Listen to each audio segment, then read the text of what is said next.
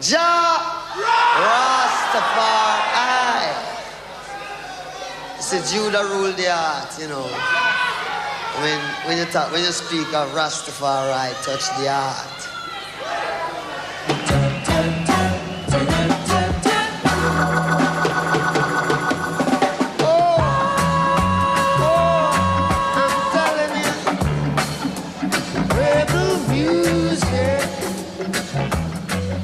You see, stand up and talk for my rights.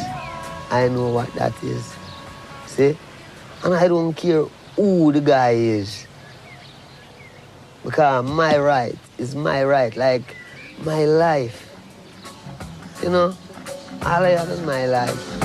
Oh, take my soul and suss me out.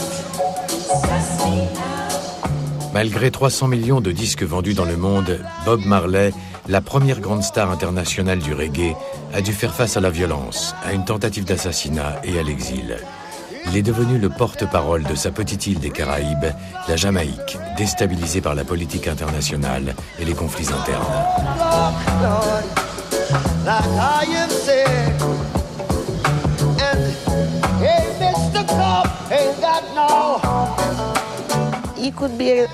Pour certains, c'était un homme extrêmement dangereux, l'ennemi public numéro 1. Son arme, son M16, c'était la musique, c'était sa guitare. Et à chaque fois qu'il était en colère, sa guitare lui permettait de l'exprimer.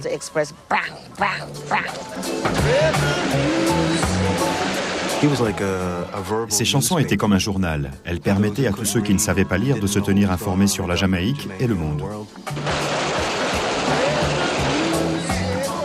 Il n'a jamais eu de vie de famille au sens propre du terme.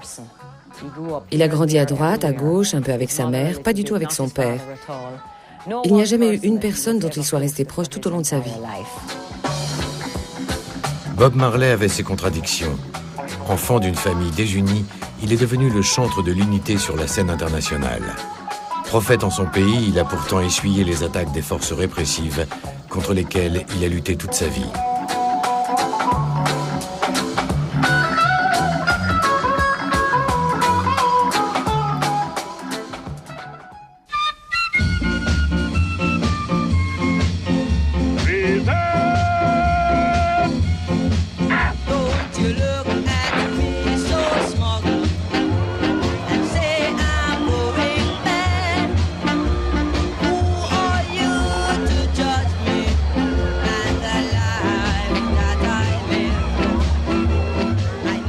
Dans l'euphorie qui s'empare du pays lors de l'indépendance, la musique est le porte-parole des jeunes Jamaïcains de la génération de Bob Marley. C'est leur façon à eux de rompre avec le passé colonial. Ce que Bob exprimait, cette confiance en lui, ce qu'on pourrait appeler une certaine forme d'arrogance à l'encontre de l'establishment, c'était un sentiment partagé par des milliers de jeunes Jamaïcains.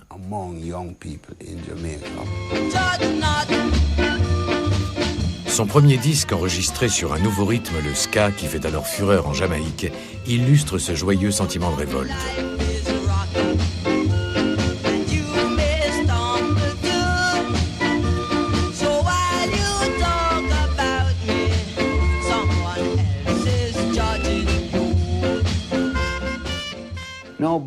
Je pense que pour comprendre son style, sa façon bien à lui d'exprimer les choses, il faut connaître son passé et tout ce à quoi il a dû faire face. C'est dur de vivre ici, il faut se battre.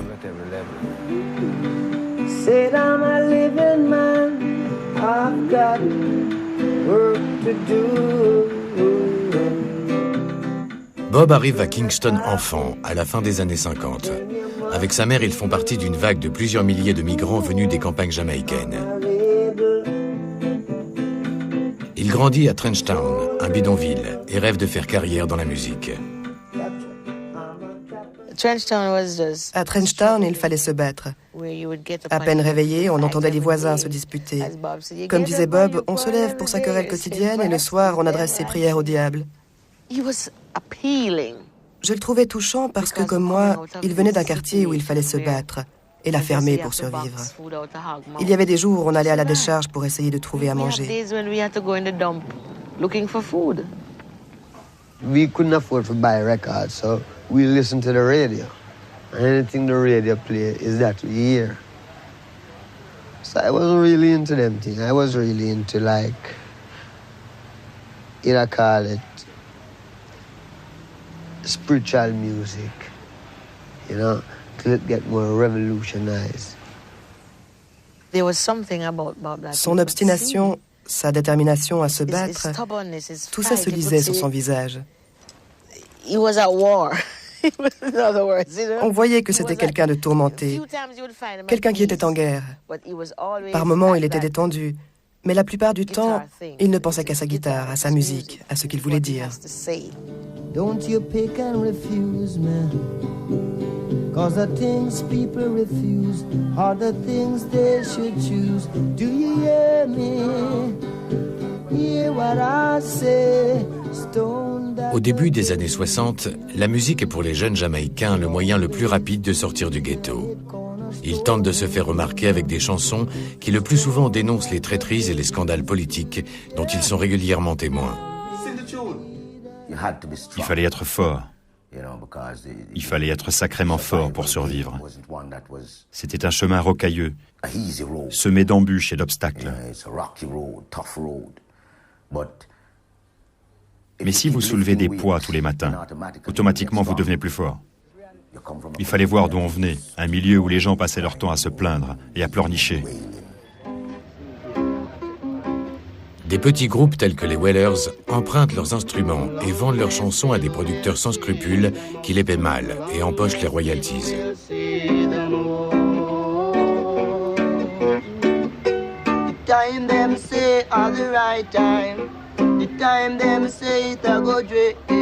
Bunny Weller et Peter Tosh faisaient tous les deux partie du groupe à sa fondation. On n'était peut-être pas encore entièrement au point sur le plan musical, on apprenait encore. Mais Bunny et moi, on avait le type de voix qui convenait parfaitement à la musique de Bob et qui la mettait en valeur.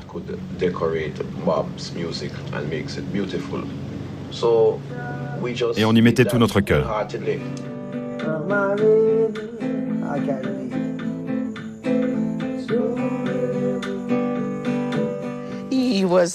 Il était très beau. Il l'est toujours, où qu'il soit. Quand je l'ai vu pour la première fois, je me suis dit « Waouh, pas mal !» Mais je ne m'imaginais pas avec quelqu'un à la peau aussi claire, car j'avais toujours été attirée par les hommes grands, beaux et à la peau très foncée. Bob me demandait de lui passer du cirage dans les cheveux pour avoir l'air plus africain, pour que ses cheveux soient plus noirs. On a donc commencé par avoir une relation amicale. On s'appréciait. Et puis, de fil en aiguille, Bob ayant la personnalité qu'il avait, je n'ai pas pu faire autrement que de tomber amoureuse.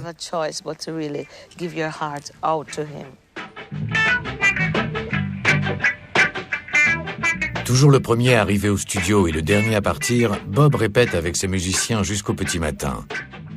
Les répétitions ont lieu au Studio One, tenu par le légendaire Coxsone Dodd.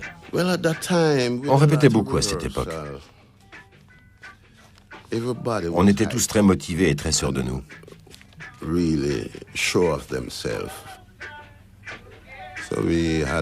Un jour où tout le monde était là, j'ai demandé à Bob d'être le chef du groupe.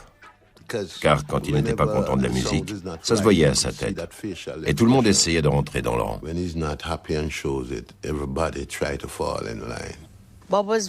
Bob était quelqu'un de très strict.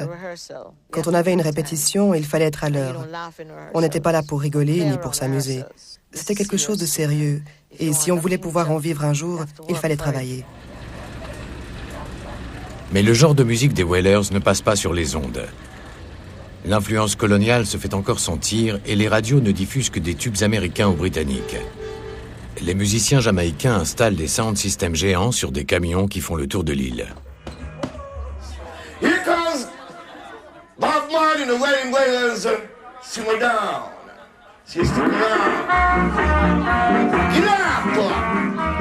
Simmer Down est enregistré le matin, gravé l'après-midi et passe le soir même sur le sound system de Coxsone Dodd. Dès sa sortie, le premier disque des Wailers fait un malheur.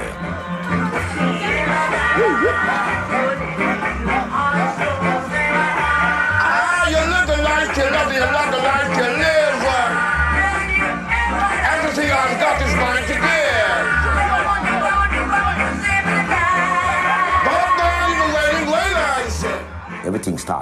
Tout a commencé à partir de ce moment-là.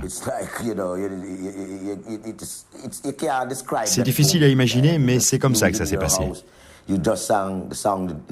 On a enregistré le matin et le soir même, alors qu'on s'y attendait même pas, le morceau passait dans les rues de Kingston. C'était complètement fou, complètement dingue.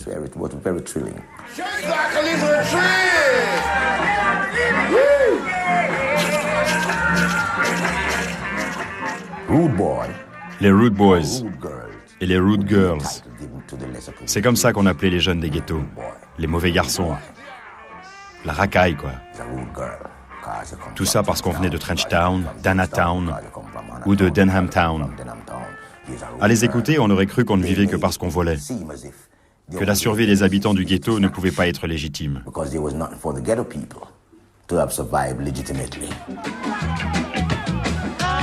Devant les bagarres qui éclatent lors des soirées organisées dans le ghetto, les Wailers demandent aux Rude Boys de calmer le jeu.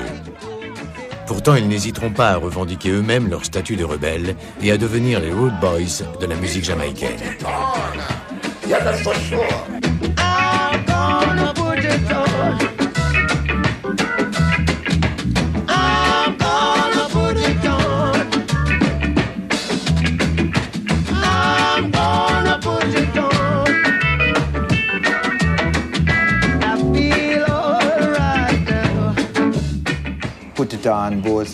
Si on trouve dans Put It On des allusions sexuelles et l'esprit rebelle des jeunes du ghetto, Bob remercie aussi le Seigneur de l'avoir fait tel qu'il est. Il y a tout dans cette chanson, le côté religieux, romantique, sexuel et révolutionnaire, sans que rien ne soit exagéré. C'est sans doute ça qui fait la magie de la musique de Bob Marley.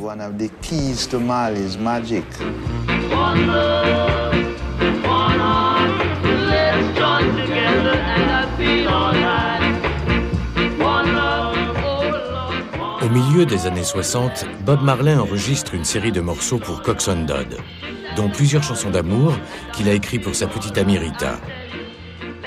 À cette époque, Bob Marley est encore sous l'influence de son charismatique producteur. Quand il a rencontré Rita et qu'elle est tombée enceinte, j'ai pris en charge les frais du mariage. Parce que je pensais que c'était la meilleure chose à faire et qu'à l'époque, j'assumais un peu le rôle de père pour Bob. T'as intérêt à l'épouser. C'est ce que Coxsone lui a dit, si j'ai bonne mémoire. Et il n'a demandé l'avis de personne d'autre. Il n'a même pas dit à Peter ou à Bunny qu'il allait se marier. Il a suivi son conseil et il s'est marié. Je crois même que Coxsone était au courant avant moi. And I think Coxsone knew about it before I did. Steer it up, little darling, steer it up. Come on, baby, steer it up, little darling, steer it up. Oh, it's been a long steer it together since I've got you on my mind. Ils étaient pleins d'ambition. Ils y croyaient assez pour dire « On va réussir. On sera aussi célèbre que The Impressions ». C'est ce qu'ils écoutaient à l'époque. Au studio, je les trouvais en train d'écouter Curtis Mayfield, James Brown. Et Coxsone nous ramenait des tas de disques des États-Unis. On était là, on écoute de la musique américaine.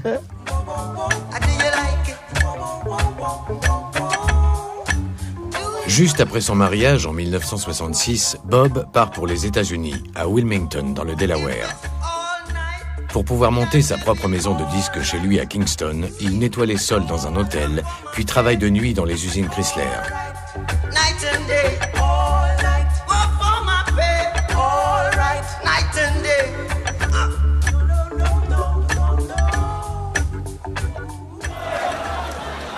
À cette époque, Bob Marley assiste consterné aux émeutes qui secouent les États-Unis, aux brutalités dont sont victimes ceux qui se battent pour leurs droits civiques.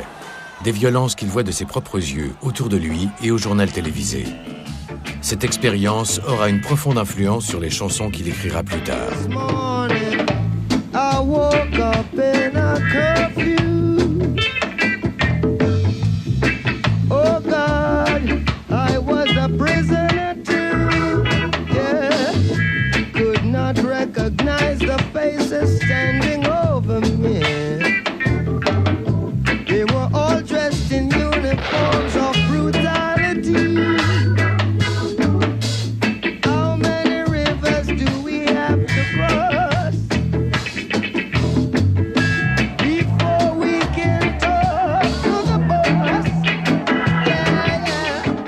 reggae music is the people music. You know, reggae music is news. It's news about your own self, your own history. Things that you wouldn't really, they wouldn't teach in a school.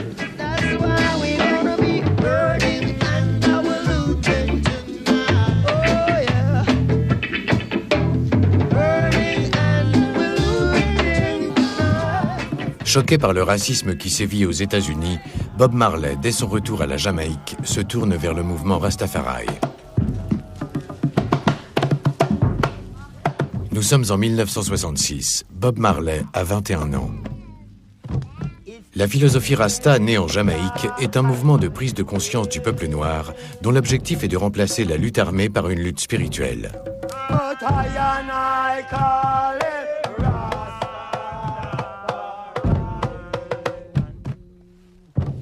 Bob Marley est séduit par cette philosophie dont les adeptes méprisent les forces politiques qui condamnent le peuple à la pauvreté et lui imposent sa brutalité. Les idées Rasta ne vont pas tarder à révolutionner la musique et les opinions politiques de Bob Marley.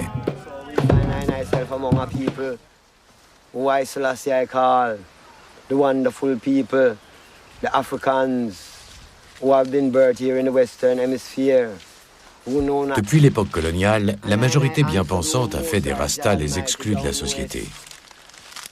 Selon leur philosophie, basée sur une relecture de la Bible, le peuple noir qui vit en Occident est exilé de la terre de ses ancêtres, l'Afrique, dont Haïlé Sélassié, l'ancien empereur d'Éthiopie, est le Messie.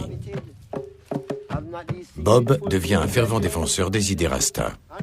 Well, I've been a Rasta from ever since, you know, but it's not how long I've been a Rasta, it's how long it takes to grow up. Because what he is what he is. From beginning to the end, he can never change. So we're just Rasta from creation, you know.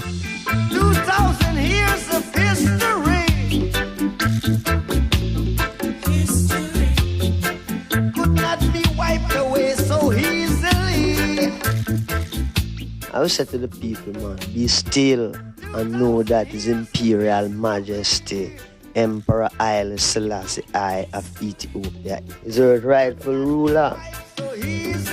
Now the Bible says so, Babylon newspaper says so, and I, the children, say so. What they want? They want a white God. Well, God come black. They said the Zion train is coming our way. Got to take it to thank the Lord.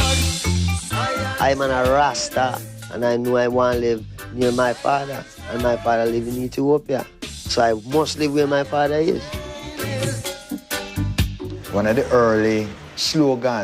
L'un des premiers slogans Rasta disait « Votre mère vous abandonne, votre père vous abandonne, les Rastas vous accueillent ». Et Bob l'a sûrement entendu quand il était jeune.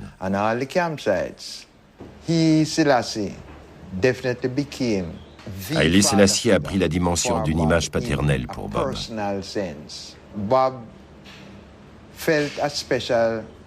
Ce qui s'explique sans doute par sa propre histoire. Par le fait qu'il ait été abandonné par son père. Le capitaine Norval Marley, un Jamaïcain blanc, supervisait le travail agricole des terres coloniales appartenant à la couronne britannique.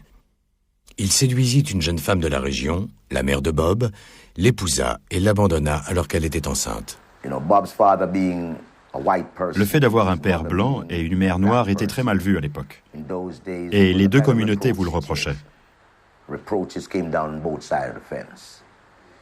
Un blanc ne devait pas mettre une femme noire enceinte et une noire ne devait pas être enceinte d'un homme blanc. Je n'irai pas jusqu'à dire que l'enfant qui naissait d'une telle union était rejeté, mais il pouvait le craindre. Ce que je ne comprenais pas à l'époque, je l'ai compris plus tard. J'ai compris que je n'y pouvais rien, que ça faisait partie de la vie, comme l'animosité qui existe entre les Noirs et les Blancs.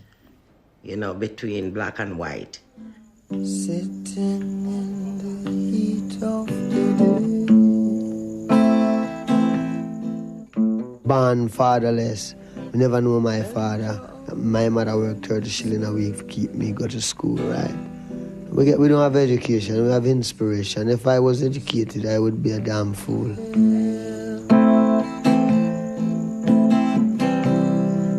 Be my true Je pense que la personnalité de Bob Marley s'explique aussi par le fait qu'il ait grandi à la campagne, qu'il ait cultivé la terre. Il savait de manière presque innée qu'il faut planter pour pouvoir récolter. Alors que si vous grandissez en ville, la seule chose qui vous empêche de posséder ce que vous désirez, c'est l'argent. Tout est disponible immédiatement.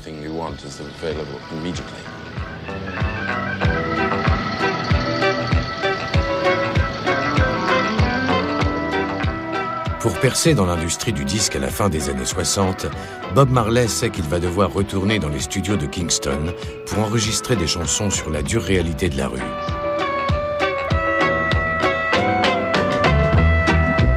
No sun will shine in my day-to-day.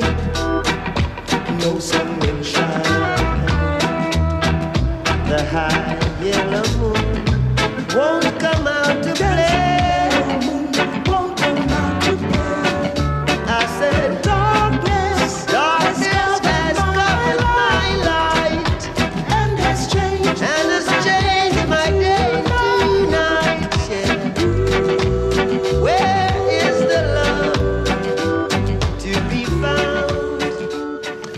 Reggae music is a music created by Rasta people, and it carry earth force, people rhythm, like people, you know, it's a rhythm where people working, people moving, you know. Well, we play music, you know, and we don't play for suit critics. We play what we want to play, when we want to play it, how we want to play it, and we have a reason why we play it. Your concrete jungle, man, you've got to do your best. À la fin des années 60, l'industrie du disque n'a guère de sympathie pour les jeunes musiciens à l'esprit rebelle comme Bob Marley, qui sont rasta et viennent des ghettos. Les studios d'enregistrement, l'industrie du disque et même les radios n'ont aucune intention de laisser tribune libre à ces jeunes rastas des bas quartiers. Pourtant, les Wailers sont fermement décidés à passer sur les ondes et trouveront le moyen de parvenir à leur fin. C'était pratiquement la guerre. Quand un type nous claquait la porte au nez, il fallait trouver le moyen de l'ouvrir. Et il arrivait que le type se fasse malmener.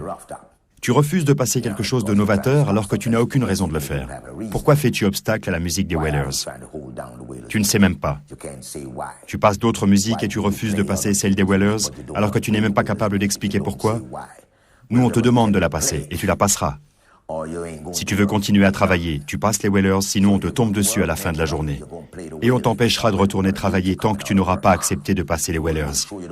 Je ne sais pas si on serait passé à l'acte, mais en tout cas, ça nous a permis de passer à la radio.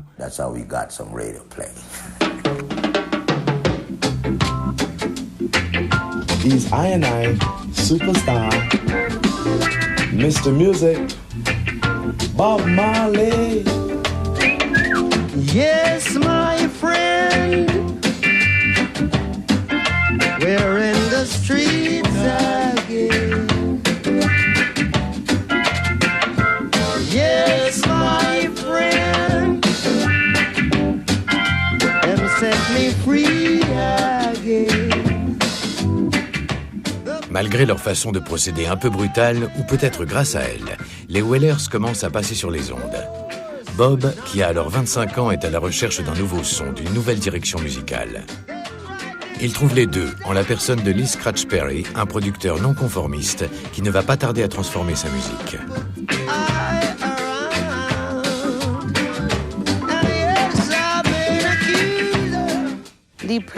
Lee Perry, c'était une espèce de professeur maboule qui a su mettre en valeur d'autres facettes de Bob, comme sa joie de vivre et son humour.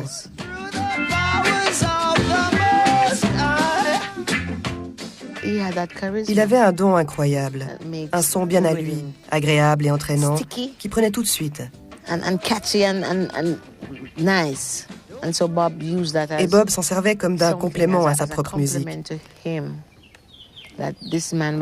Lee Perry était capable de faire ressortir un aspect de son caractère qu'il aurait sans doute eu un peu peur de montrer de lui-même.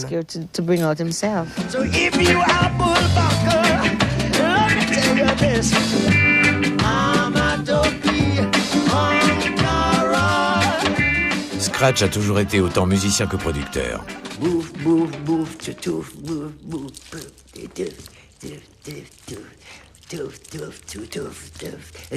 Ça vient de là. Et la basse vient de la tête.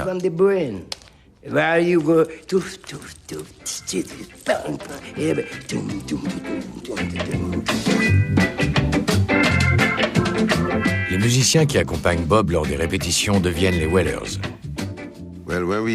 Quand on a commencé à travailler ensemble dans les Wailers, ce qu'on jouait déménageait vraiment.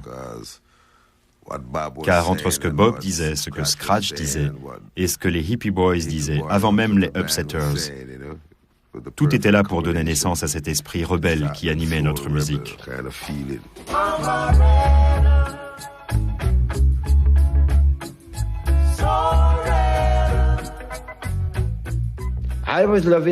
J'adorais les paroles que Bob Marley écrivait. C'était vraiment de bons textes, qui dégageaient de bonnes vibrations, et on prenait plaisir à travailler la mélodie ensemble. Il a écrit les plus belles mélodies que j'ai entendues.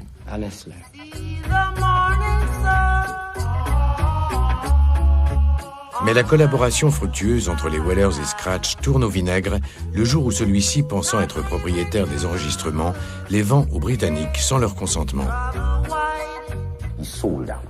Il nous a trahis. On aurait pu tuer Scratch. Mais on a préféré s'en aller. Laisser tous nos enregistrements entre les mains de ces pirates qui ne se sont pas gênés pour les vendre dans le monde entier. Même si les pochettes sont différentes, si ce n'est pas la même photo de Bob Marley dessus, ce sont les mêmes enregistrements à l'intérieur. Tout ça à cause de Scratch.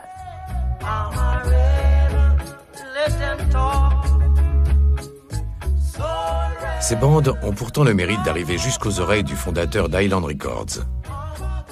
Chris Blackwell propose immédiatement un contrat aux Wailers, alors en mal de producteur, et contribue à faire connaître la musique de Bob Marley dans le monde entier. La première fois que je l'ai entendu, c'était en 1962. Et au cours des 10 années qui ont suivi, Island Records a sorti plusieurs de ses disques. Mais je ne l'ai pas rencontré avant 1973.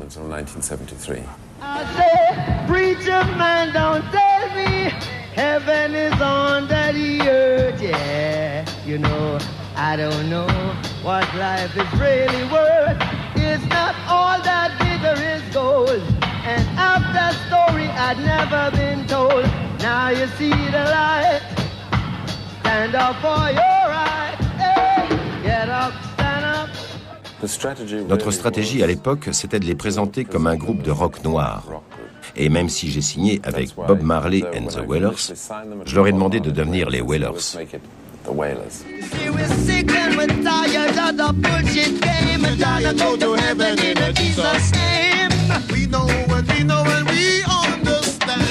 Almighty God is a living. You fool some people sometimes. You can't fool all the people all of the time. So now you see the light. What you gonna do? You better stand up for your right. So you better get up, stand up, stand up, stand up now. Stand up for your right. Get up, stand up, get up, get up, stand up. Don't give up, don't give it, don't give it, don't give it. Get up, stand up, get up, get down. Stand up for your right, yeah. Get up, get up, get up, stand up. Don't give up, don't give up, don't give up, don't give up, don't give up, don't give up, don't give up, don't give up, don't give up, don't give up the fight. Life gonna be your right. Après le succès encore modeste que rencontre la sortie de leur premier album chez Island, Chris Blackwell envoie l'une de ses jeunes protégées en Jamaïque pour s'occuper des Wailers. J'avais le sentiment que ce qui se passait là-bas sur le plan politique devait être mis en chanson, comme Bob Dylan l'avait fait. Je me disais, maintenant on a une voix, on a un groupe, ils ont une voix qui appartient à un jeune que tout le monde adore. Quelqu'un qui, une fois connu, allait leur permettre de se faire entendre.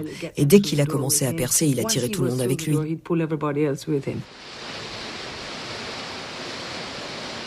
Esther a été envoyée en Jamaïque pour manager le groupe. Mais elle ne tarde pas à tomber sous le charme de Bob. J'avais 29 ans quand j'ai rencontré Bob. Je l'aimais énormément. Je l'aimais vraiment. Je croyais en lui comme je croyais dans tous les autres. C'étaient des gens qui étaient complètement en dehors du système et qui pourtant savaient exactement ce qui se passait dans le monde. Ils écoutaient la radio, la BBC, les informations, ils lisaient les journaux, ils lisaient la Bible. Et ils analysaient tout ça à la lumière de leur philosophie et de l'époque à laquelle nous vivions. What place we were in time. Basically, everything is political. If you think of it political. I'll never be a politician. I think political. Just deal with life and nature. That's the greatest thing to me. Ce n'était pas quelqu'un qui souriait beaucoup. Il disait, si un jour tu touches le fond et que tu vois comme moi combien la vie peut être dure, tu comprendras pourquoi je ne souris pas. Mais quand il souriait, il avait vraiment un très beau sourire. Et puis, j'ai découvert qu'il avait des enfants. Je ne le savais pas. J'avais une relation avec lui et j'ai découvert qu'il était marié et qu'il avait des tas de mômes. J'étais complètement abasourdie. Je lui ai dit, comment un garçon aussi jeune que toi peut-il avoir autant d'enfants? J'étais loin de me douter qu'il en avait bien davantage encore.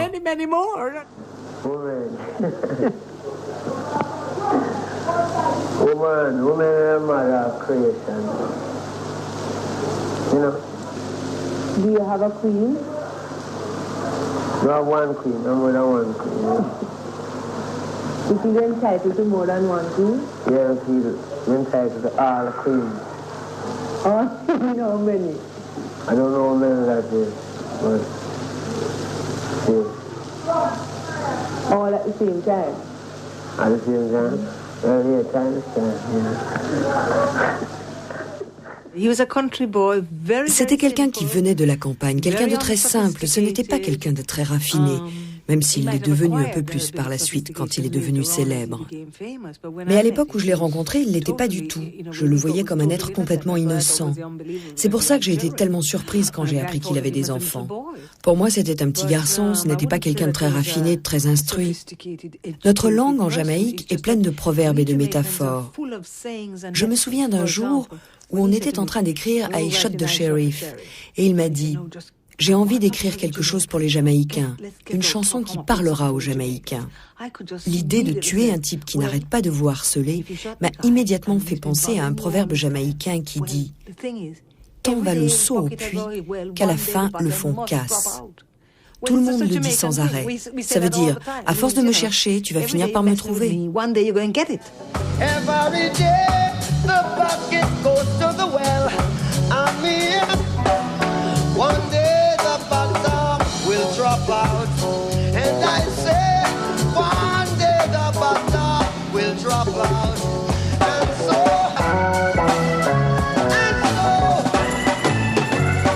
bye, I shot the sheriff. Lord, I didn't shoot the deputy.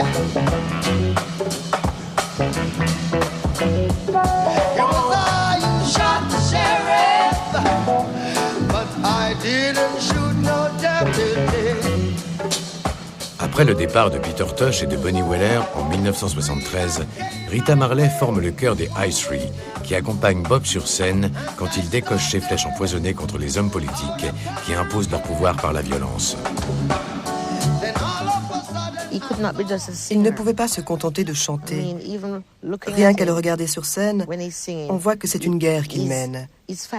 Une guerre qui n'a rien de facile puisqu'il dénonce la bassesse spirituelle, autant dans les milieux modestes que chez les puissants de ce monde. Partout où elle sévit, malgré des apparences souvent trompeuses. Bob avait le sentiment de devoir se battre contre ça. Et c'est vrai que pour certains, Bob était un homme extrêmement dangereux. C'était l'ennemi public numéro 1.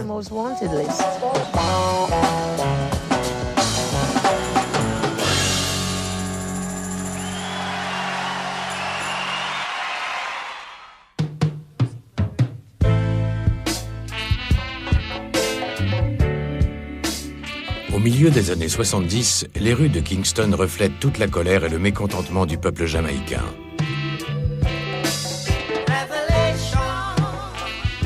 Les politiciens n'ont pas tenu parole. Les Jamaïcains attendent toujours les fruits de l'indépendance et c'est la frustration de tout un peuple que Bob Marley exprime dans ses chansons. Never make a politician.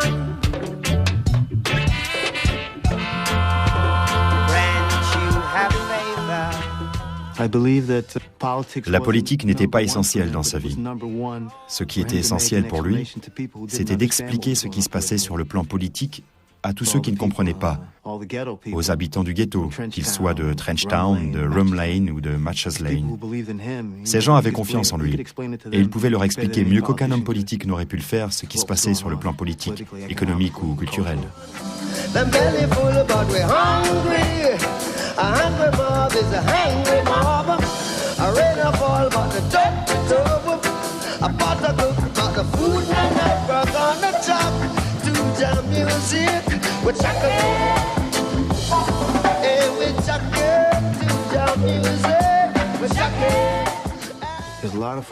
Il y a beaucoup de gens qui ne savent pas lire en Jamaïque. Et c'est pour ça qu'il est important que quelqu'un se charge de leur expliquer ce qui se passe au gouvernement, dans le pays. Et c'est lui qui avait été choisi pour assumer ce rôle. When I stand up and I see the youth fighting against the youth for the politicians, then I really feel sick. And it's just because they keep the youth hungry and them can't get no job. And the people who control the jobs are politicians. So you find, you know, politics is just trick. I'm singing, cause the living gets so high, rich and poor they start to cry. Now the weak must get strong, they singing, what a tribulation. La scène politique jamaïcaine est occupée par deux partis qui se livrent une véritable guerre et financent des milices armées pour défendre leur territoire. Michael Manley, dont les idées socialistes ne sont aux yeux de ses voisins américains qu'un préambule au communisme à la Castro, est à la tête du gouvernement. Manley et son état-major sont alors tout à fait conscients que le reggae peut les aider à rallier les Jamaïcains à leur cause. Les hommes politiques se sont servis du reggae en écoutant des gens comme Bob Marley qui exprimaient ce que ressentait et souhaitait le peuple jamaïcain. Leur mécontentement s'exprimait par la musique. Leurs chansons disaient ce avec quoi ils étaient d'accord et ce avec quoi ils ne l'étaient pas. Pour savoir ce que le peuple pensait, il suffisait d'écouter les paroles de leurs chansons. C'était une façon comme une autre de jauger l'opinion publique.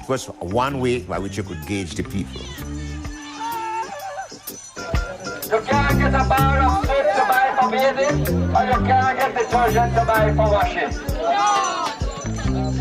Le conservateur et pro-américain Edward Tiaga est à la tête du Parti travailliste jamaïcain dans l'opposition. Il ne fait aucun doute que musique et politique sont étroitement liés. Tous les meetings politiques commencent et se terminent par de la musique. Elle est là d'un bout à l'autre. Et la musique reflète les événements qui secouent la vie politique.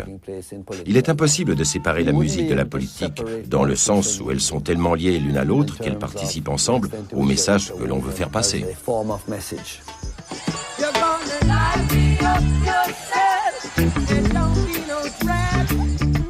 Les deux partis se servent du reggae pour vendre leur politique, et chacun tente de rallier Bob Marley à sa cause. Car contrairement à eux, il a la confiance du peuple. Mais Bob refuse de servir les intérêts d'une politique politicienne. Yes, it is necessary to understand the lyrics. You see, the music say death to black and white oppressors, to all oppressors. You know, we deal with human beings, we deal with the purpose why God created man in the first place. Build your penitentiary. We build your schools. The brainwash education.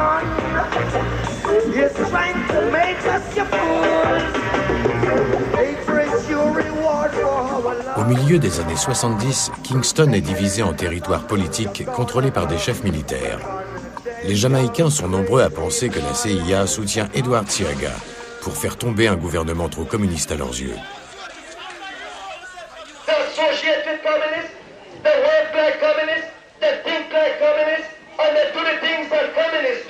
And as far as we are concerned, we know that they are a communist government hiding behind the fact of some other pretty name. Nous savions très bien que les violences qui ont éclaté à cette époque, et j'étais alors très bien placé pour m'en rendre compte, n'étaient pas uniquement le fait du contexte local. Nous sommes remontés jusqu'à la CIA de plusieurs manières. Je me souviens très bien d'ailleurs, c'était sans doute en 1975, que Kissinger en personne s'est plaint que nous nous servions de notre plateforme politique pour mener une campagne anti-américaine et anti-CIA.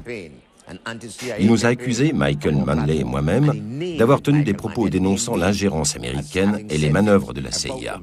Il m'a même dit, croyez-moi Dudley, la CIA n'a aucune activité en Jamaïque.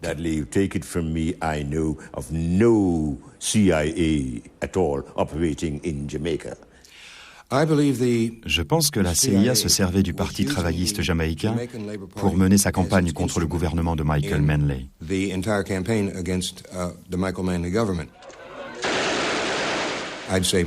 Les violences venaient principalement du Parti travailliste jamaïcain, soutenu par la CIA qui lui fournissait les armes et l'argent servant à payer les conseillers techniques en matière de propagande. Car il y avait à l'époque une campagne de propagande soutenue contre le gouvernement Manley. Introduire des armes en Jamaïque ne posait aucun problème. Elles passaient par les mêmes circuits que ceux qui servaient au trafic de la marijuana vers les États-Unis. Les politiciens utilisent l'aide étrangère, mais Bob Marley, lui, se sert de ses chansons pour les condamner.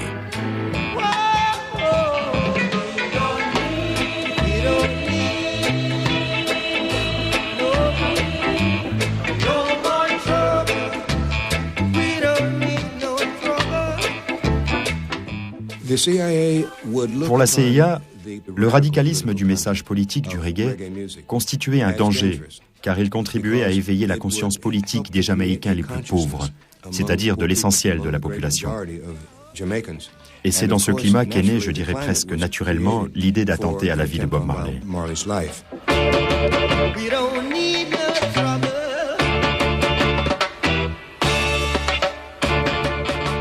Bob aggrave son cas en acceptant une proposition du gouvernement. Participer à un grand concert gratuit que les organisateurs ont baptisé Smile Jamaica. Bob rêve d'unir son peuple grâce à la musique, mais les politiciens veulent simplement l'utiliser et obtenir son soutien lors des prochaines élections. Les Wailers n'avaient pas eu le choix. Les Wailers étaient la voix du peuple. Ils étaient les yeux et les oreilles du peuple. Pour pouvoir rester en place, les politiques se sont servis de Bob pour toucher les jeunes, pour toucher le peuple. C'est tout ce qui les intéressait. Bob était musicien, il voulait jouer pour le peuple. Les politiciens, eux, ne voyaient que leurs intérêts. Jamais ils ne se sont demandé si ça pouvait être dangereux pour Bob.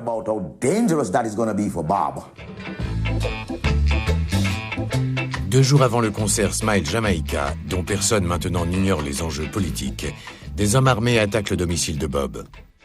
Entertainer and reggae star Bob Marley, Rita Marley and the manager of the Wailers, Don Taylor, are now patients in the University Hospital after receiving gunshot wounds during a shooting incident which took place at Marley's home at 56 Hope Road tonight.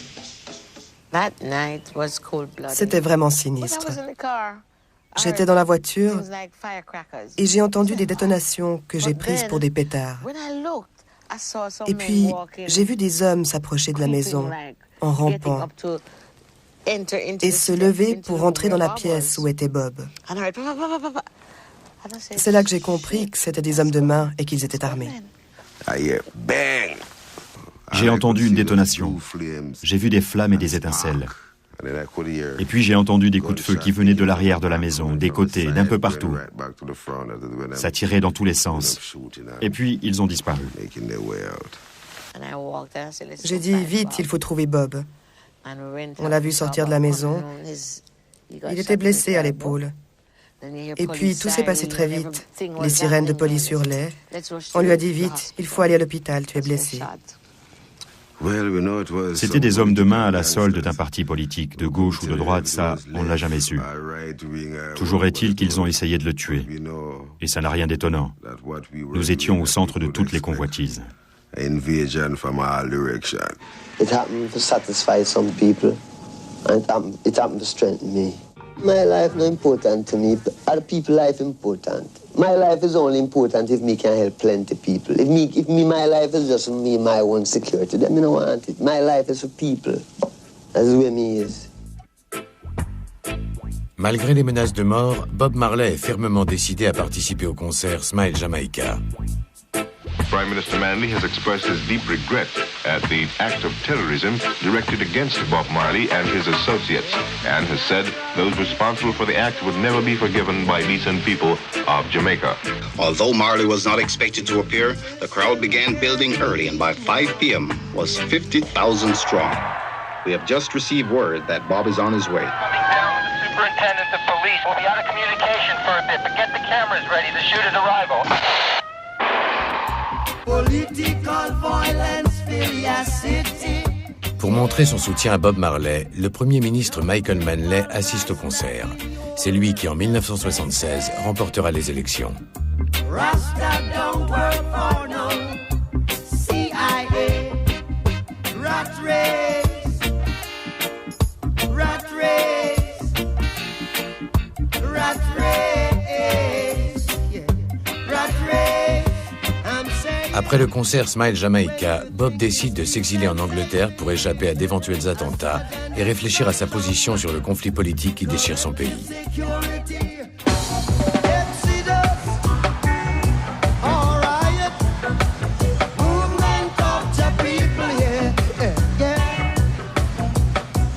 Pour préparer son nouvel album Exodus, Bob s'installe à Londres, non pas avec sa femme, mais avec une Vénus jamaïcaine.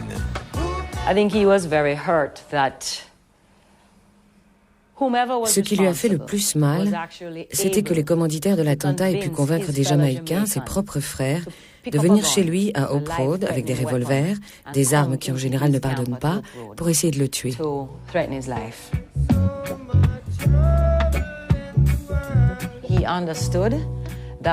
Cette épreuve a été pour lui un enseignement, une leçon sur la nature humaine, sur la force du mal, dans le sens où il vous prend toujours par surprise et qu'on ne sait jamais s'il ne sera pas plus fort que la fois précédente. Nation plot against nation, yeah. Brothers fight against brothers, oh yeah. And all of this and all of that, you put them together, you don't know what. There is too much trouble, oh no. C'était une forme d'exil, un exil qu'il s'était lui-même imposé. Il a quitté la Jamaïque pendant près de 2 ans, de 76 à 78. Et il a commencé à avoir une vision plus universelle.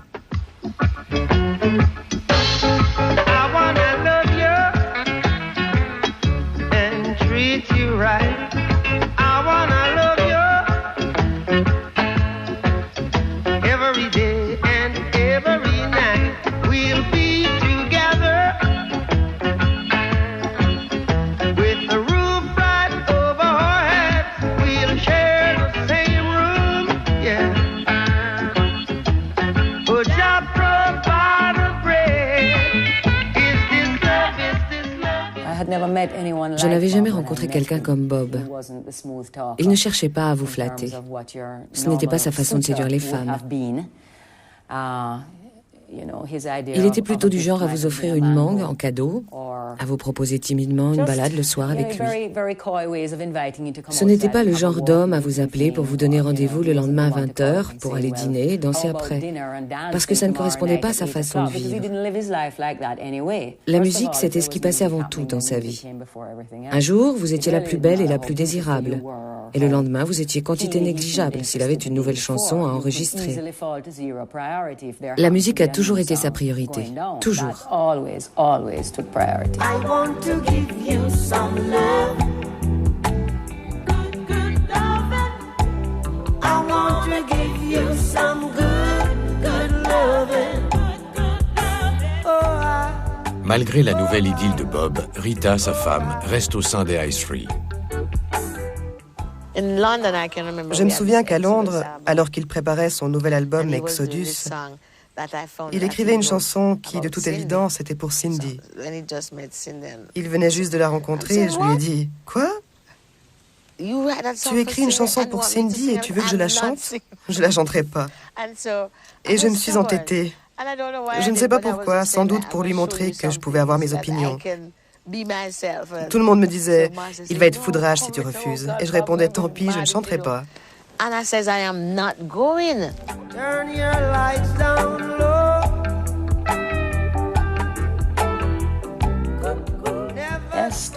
Oui, il a écrit Turn Your Lights Down pour moi.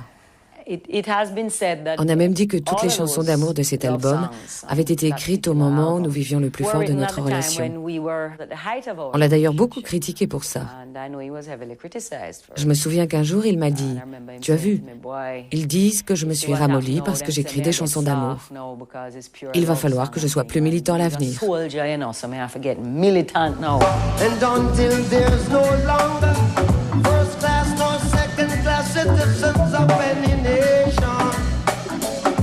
Until the color of a man's skin is of no more significance to the color of his eyes. I've got to say why. C'est en 1976 que Bob est vraiment devenu une star en Europe, et en particulier en Angleterre. Je venais de ma petite île, personne ne me connaissait, puis soudain je me retrouve projetée à la une de tous les journaux qu'on pouvait trouver à Londres. En plus, j'étais la petite amie de Bob, un personnage très controversé. Les journalistes avaient tendance à mettre en valeur tous les aspects de son caractère et de sa personnalité qui leur semblaient négatifs. Sa façon de vivre, sa femme, ses aventures sentimentales. Ils en donnaient une image assez sordide.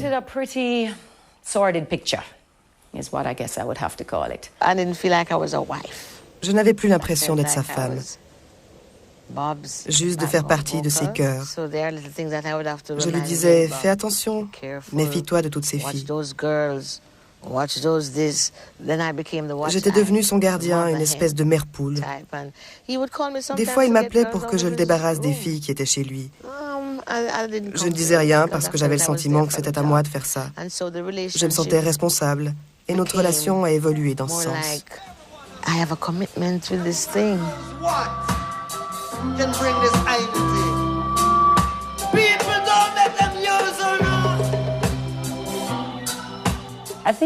Le meilleur moyen de s'exprimer pour lui, c'était sa musique. Et c'est surtout dans ses paroles qu'on sent toute sa force. Il disait avec ses chansons tout ce qu'il avait à exprimer. Qu'est-ce qu'il pouvait dire de plus? Qu'est-ce qu'il pouvait faire de plus? Trouver une autre façon de le dire? Ça n'avait pas grand intérêt. Il disait, si vous n'écoutez pas ma musique, vous ne comprendrez jamais. No woman, no cry. No woman, woman, no cry. I say, I remember when we used to sit in the government yard in Trenchtown.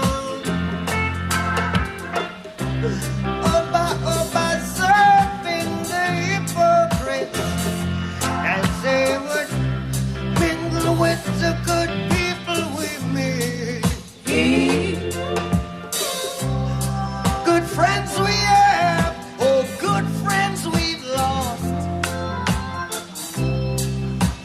along the way. Say, in this great future which is life, you can't forget your past.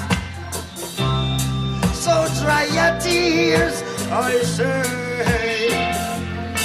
and then no woman cry.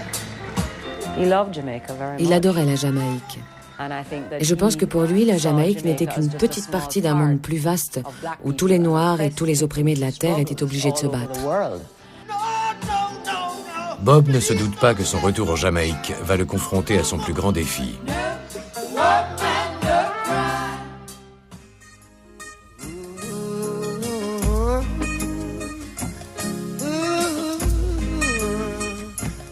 Après 14 mois d'exil à Londres, Bob rentre en Jamaïque en 1978.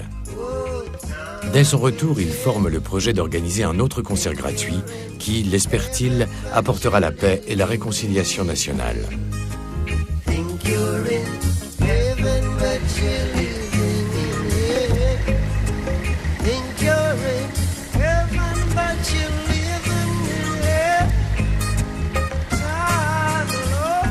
Sur le plan politique, peu de choses ont changé depuis l'attentat dont il a été victime en 1976.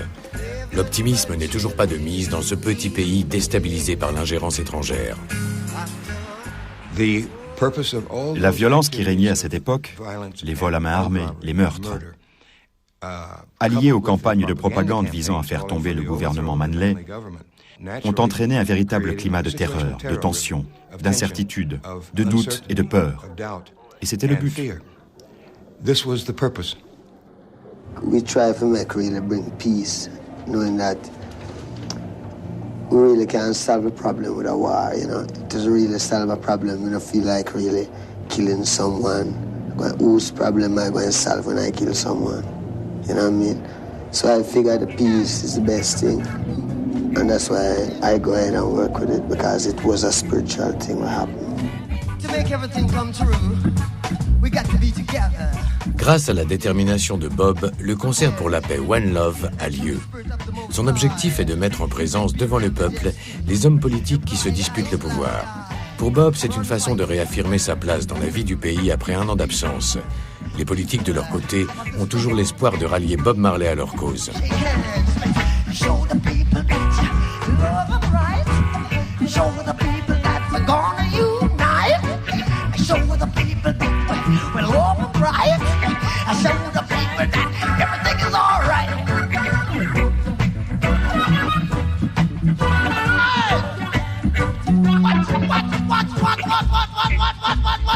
What you doing? 'Cause I wanna send the matches right out there. I mean, I'm not so good at talking, but I hope you understand what I'm trying to say. Well, I'm trying to say, could we have up here, on stage here, the presence of Mr. Michael Manley and Mr. Edward Seattle. Oh! We just want to shake hands and show the people that we're gonna meet them right. We're gonna unite. We're gonna meet them right. We got to unite. Get.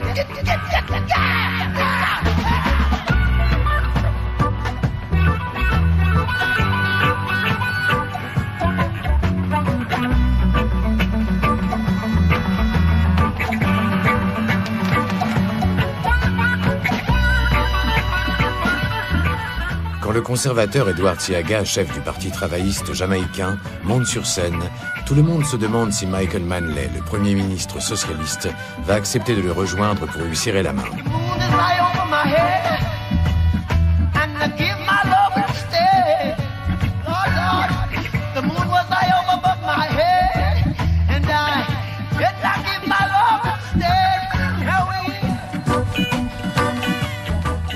Pourtant, sous le regard incrédule de milliers de spectateurs, Manley vient sceller la réconciliation. C'est un moment unique dans l'histoire du pays. Malgré l'espoir qu'il fait naître, ce geste n'aura aucune conséquence.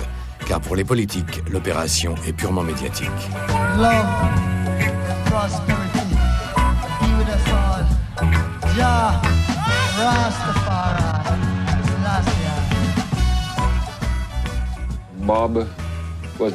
Bob n'était pas par nature ou disposition d'esprit quelqu'un qui aurait pu s'investir dans un parti politique. Il avait une démarche politique dans le sens où, parmi les troubadours du ghetto, c'était un de ceux qui exprimait le mieux les souffrances et les tensions du ghetto. Ce que je trouve intéressant, c'est que plus il a pris d'envergure, plus il s'est enrichi. Et moins il est devenu incisif, plus il a fait de concessions pour séduire un public plus large, plus commercial. Star international, au sommet de sa carrière, Bob Marley veut montrer aux Jamaïcains qu'il ne les a pas laissés tomber. Il continue de chanter sa dévotion au culte Rasta.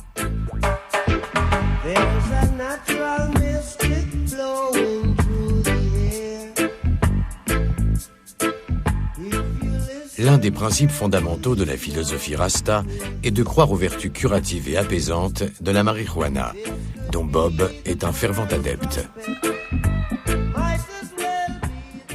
Herb is a plant. I mean, herbs are good for everything. Why these people who want to do so much good for everyone, who call themselves governments and this and that, why them say you must not use the herb? You see? We just see them just say, no, you mustn't use it because it make you rebel. Against what? against men who won't crave because them crave for the things like say, well, then them have some material things and them want to captivate your mind and tell you, say, well, you have to work and put you on pension and him keep it all. So Herb make you look for yourself and instead of you want to work for the man, you want to be one of the man too. Not in the sense of how him is, but in the sense of why should you have to bow to these things? That means you own man. That's the first time you own yourself. You do what you want to do. Anything people want to say about you, you don't care. It takes a revolution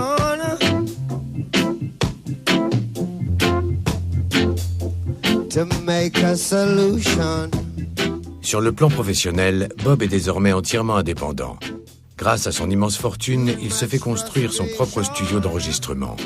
Il peut enfin tourner le dos à l'industrie du disque local qu'il a exploité au début de sa carrière.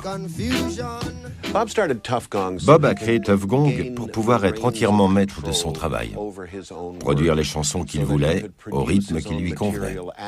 S'il lui venait une idée en pleine nuit, il pouvait descendre dans son studio et l'enregistrer. Et puis aussi pour pouvoir récolter les fruits de son travail et ne plus avoir à accepter le salaire misérable qu'un producteur voulait bien lui donner.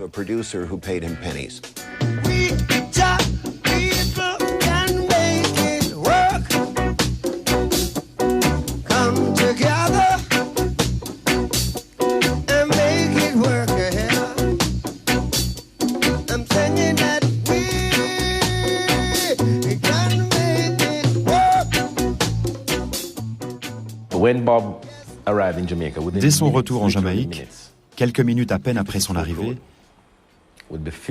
sa maison au 56 Hope Road était noire de monde. On n'arrivait même pas à traverser le jardin tellement il y avait de monde. Et il y en avait jusque devant la maison, dans la rue. Bob passait des heures entières, surtout le soir, à discuter avec des gens qui étaient dans le besoin, avec des femmes qui avaient perdu leur mari dans les actes de violence politique qui ensanglantaient le pays à cette époque. Et Bob devenait en quelque sorte le père de leurs enfants. Il les aidait financièrement. Tous les jours, il distribuait des repas gratuits. Tous les jours, on donnait quelque chose à ceux qui n'avaient rien à manger. Chris Blackwell a dit un jour que Bob s'occupait peut-être de 4000 personnes. C'est une estimation modeste. Je pense qu'il s'occupait de bien plus de gens que ça.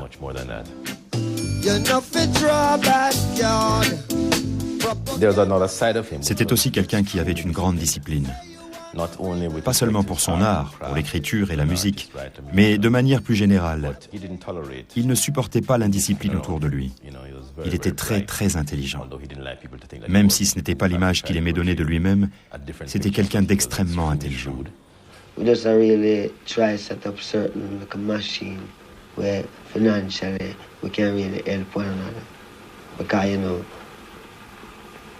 from time to time, financial problem and people have, you know, and it causes a lot of mistrust, misbelief, propaganda, fighting, killing, through, you know, direction.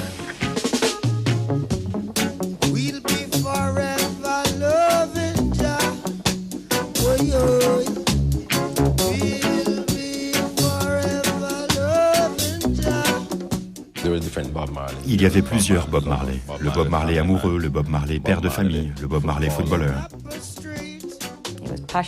Il adorait le foot et partout où il allait, il se débrouillait pour former une équipe. Et s'il y avait une équipe, ça se terminait presque toujours par un match. C'est en jouant d'ailleurs qu'il s'est blessé un orteil qu'il n'a pas pris le temps de soigner. Et c'est là que les médecins ont diagnostiqué son mélanome, un cancer de la peau. Ils lui ont retiré l'ongle et le lit de l'ongle. Ils lui ont fait une greffe avec un morceau de peau qu'ils avaient pris au niveau de la jambe.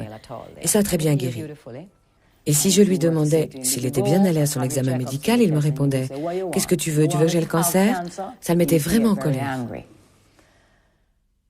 Bob a beau refuser le cancer, la maladie continue d'évoluer. Elle gangrénera son corps tout entier, minant ses forces au fil des mois. Bob n'a que 34 ans, mais ses jours sont désormais comptés. En général, c'était quelqu'un de sérieux et de réfléchi, qui avait peur, s'il plaisantait trop, de ne pas être pris au sérieux. Et il tenait à être pris au sérieux, surtout à cause de sa position de leader qu'il devait assumer. Il voulait que les gens sachent qu'il faisait les choses sérieusement. All right, there's some Rastaman who would denounce using the fruits of Babylon, so to speak, to build up any kind of organization. The fruits of Babylon. Babylon don't have no fruits. L'un des désirs les plus chers de Bob depuis ses débuts a été que sa musique quitte la Jamaïque, Babylone comme il l'appelle, pour aller jusqu'en Afrique. How can you be sitting there telling me that you care? Bob a toujours cru que la force de ses textes pouvait changer les régimes politiques et apporter le message Rastafari jusqu'à sa terre d'origine.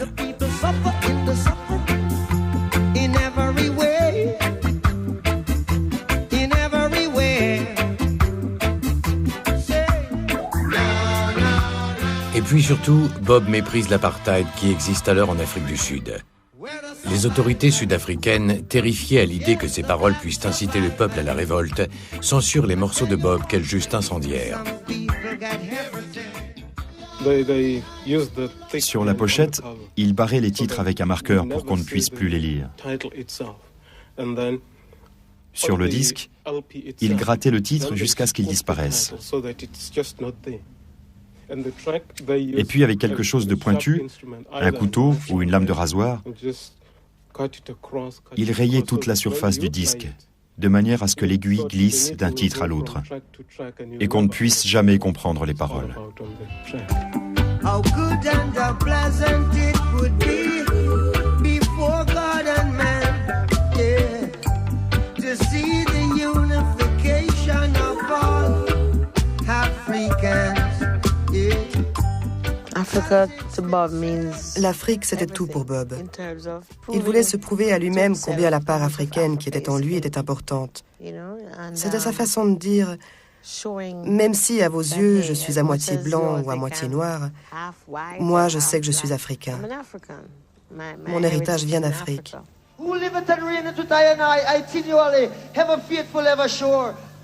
Véritable défenseur des opprimés aux yeux des Africains, Bob est le seul artiste étranger invité aux célébrations de l'indépendance du Zimbabwe en 1980. Un concert auquel assistent le prince Charles et Robert Mugabe en personne. Il appelait à l'unité africaine, c'était son vœu le plus cher. Et en tant que Rasta, noir et africain, c'était ce qui motivait ses décisions. La musique est une arme culturelle, et Bob s'en est servi de façon judicieuse. C'était un redresseur de tort. Il a d'ailleurs déclaré qu'il était décidé à mener cette guerre avec sa musique. No more internal power struggle. Come together, overcome a little trouble. Yes, 'cause soon we'll find out who is the real revolutionaries. And I don't want my people to be contrary. And brothers, you're right, you're right, you're right, you're right, you're so right. We love to fight, we gon' fight, we gonna fight, we gon' fight, we love to fight, we gon' fight, fight it for right. Zimbabwe, oh, Zimbabwe, sing the song, Zimbabwe, come on, children. Pendant ces années d'activité intense, de tournées et d'enregistrements, Bob continue d'ignorer les causes de son état de santé toujours plus fragile.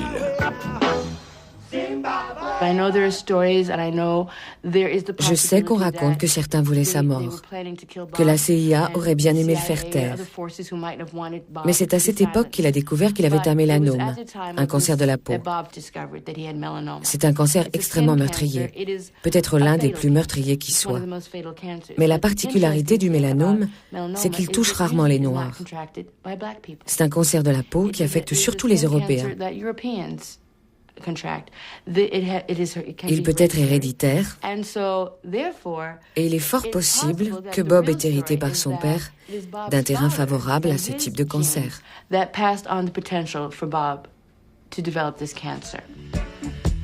When the whole world let you down and there's nowhere for you to turn, 'cause all of your best friends let you down. Il s'est mis à travailler de plus en plus. Il était constamment en tournée vers la fin de sa vie. Il passait de plus en plus de temps au studio car il était extrêmement sollicité.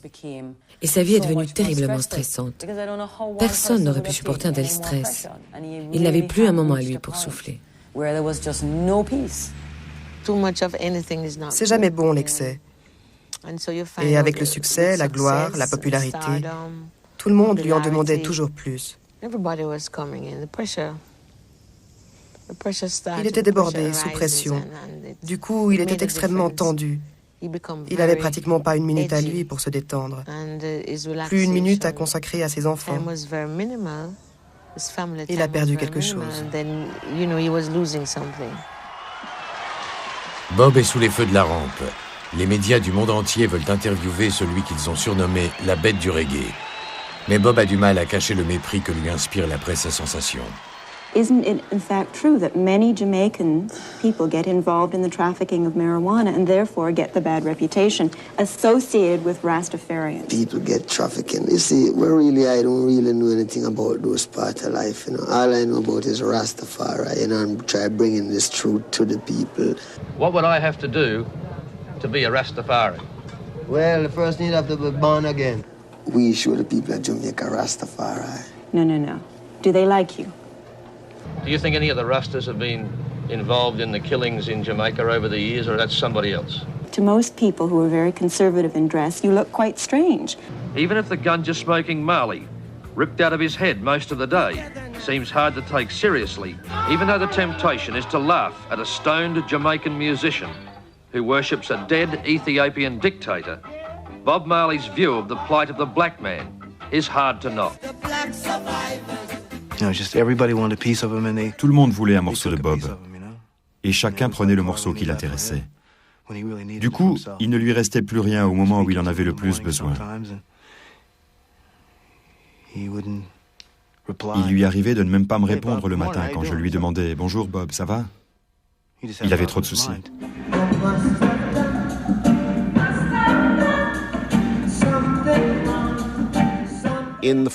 À l'automne 1980, Bob a commencé une tournée dont l'objectif était de toucher le public noir américain. Parmi les gens qui travaillaient à la promotion de la tournée, il y en avait qui faisaient tout pour que Bob n'aille pas à l'hôpital, pour qu'il poursuive la tournée. Pourquoi ? Parce qu'il y aurait eu un énorme manque à gagner s'il l'avait interrompu. En fait, c'était des raisons vénales et mercantiles qui se cachaient derrière tout ça.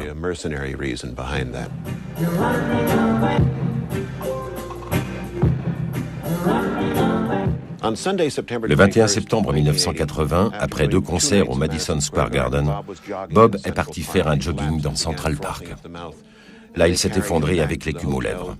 On l'a ramené à l'hôtel, et puis on l'a transporté chez un médecin qui a découvert que le mélanome diagnostiqué 3 ans auparavant s'était étendu aux poumons et au cerveau et qu'il n'avait plus que quelques semaines à vivre.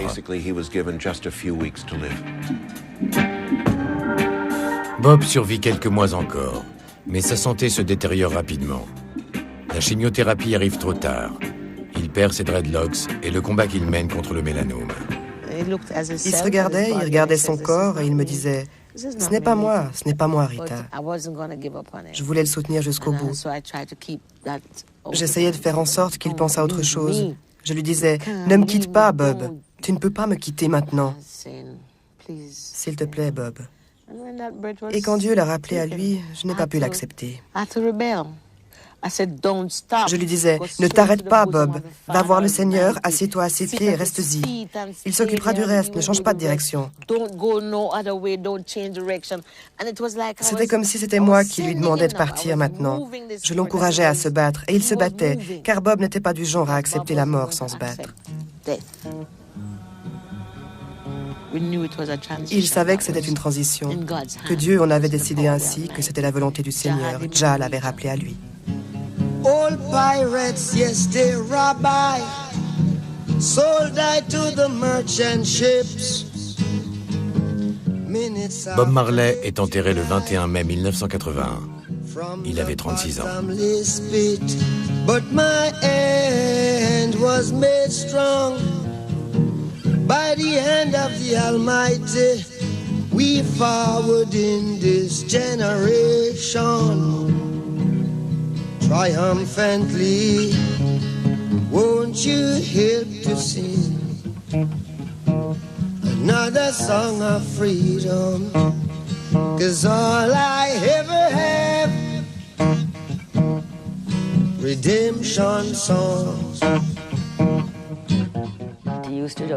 L'image qu'il avait de lui-même était celle d'un noir, un rasta, un enfant du ghetto, quelqu'un qui devait se battre s'il voulait s'en sortir.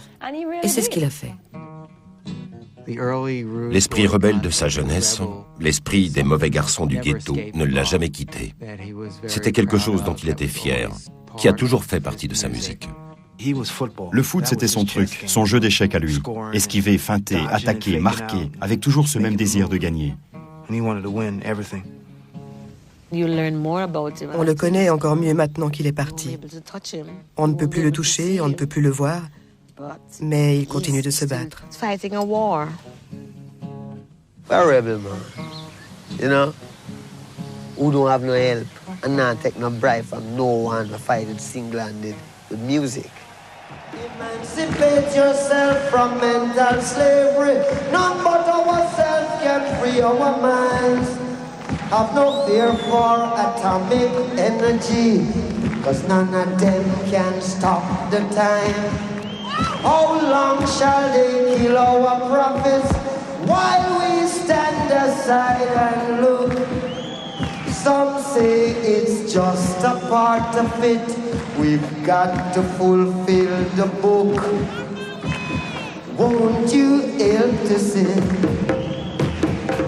another song of freedom? 'Cause all I ever had, redemption song, redemption song.